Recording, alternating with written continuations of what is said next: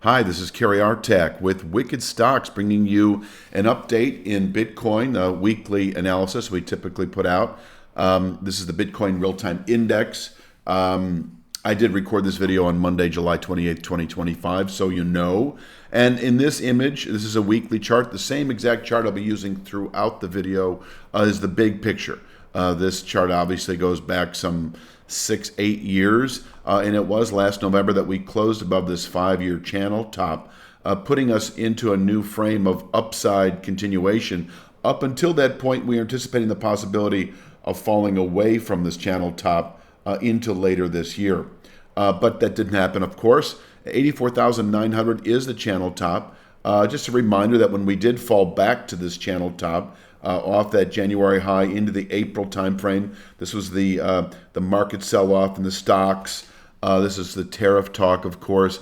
But we tested this quite a bit and even broke below it on an intra-week basis, but never closed below it on an intra-week basis, or on a weekly basis rather. Had we ended any week back below this formation, it would have been considered the rejection of a long-term buy signal. Until then, we remain bullish, and in fact, we have met our initial objective, a full swing count, a 21 high minus the 22 low, and you add that spread back to the 21 high. The full swing, I call it, 122.433 was reached about 3 weeks ago. Still, though, anticipating over time what is really this structure here at 131.236.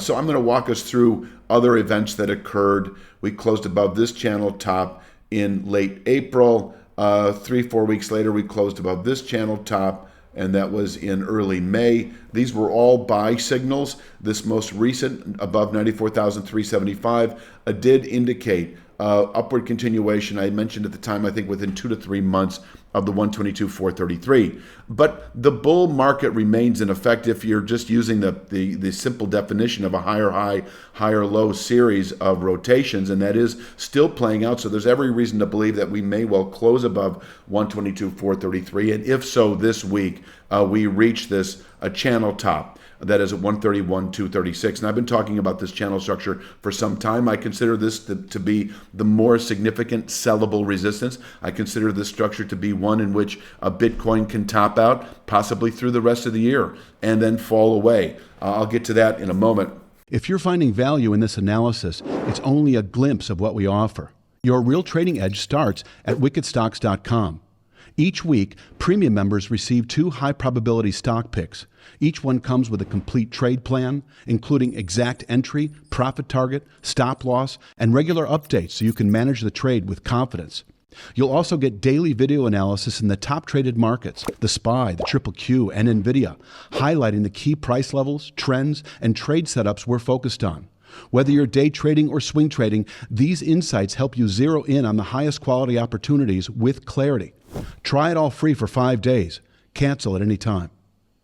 These are key levels right now. Of course, we also settled above this near-term descending channel top the first week of July, 4 weeks ago. And that was yet another sign of, I think this was considered a 3 to 5 week buy signal to 122.433. So you have the key points here right now. You've got 115.702, which is the low of the high. If we close below 115.702, we fall into this zone within 1 to 3 weeks, I would think, where we could bottom pick a Bitcoin presently between 107.419 and 109.192 if tested this week. But really, as we continue through time, it is this channel bottom here at 106.044, climbing weekly. Anticipated with a settlement this week below 115.702. So if you're long Bitcoin and your time horizon is typically 2 to 3 weeks out, if we close below 115.702, just know that we're expecting the 106.044 formation. It is closing in on and lining up nicely with the 109.192 high that was put out back in January. This is a zone that could contain selling pressures not only through August, but really into the fourth quarter. We can rotate up from here to new highs. We can rotate up from here to the AB wave again, A minus B plus 8, and even up to the 131, 236 area. So this is really what the upside looks. If I were to clear away all the debris of everything I just said, because I mentioned, these channel structures that we closed above, they're still relevant.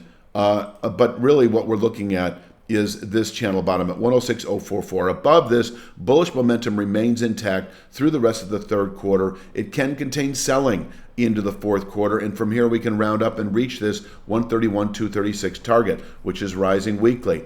Next week it will be 131.952, so it's rising, about 700 points a week. Can contain annual highs. Is expected over the next, I'm just going to say 2 to 3 months, above 106.044. That gives the market time, perhaps, to close below 115.702, the low of the high, fall within several weeks. Call it mid to later August, 106.044, where we could bottom out through September into later year and round up, within 2 to 3 months or so of that. And so 236 is likely in the coming months and able to contain buying into next year. I consider this to be a one that could contain quarterly highs. So that kind of covers the upside. Now, if we were to fall apart and close below, the 106.044 formation, I think I have a closer image of it here. I do.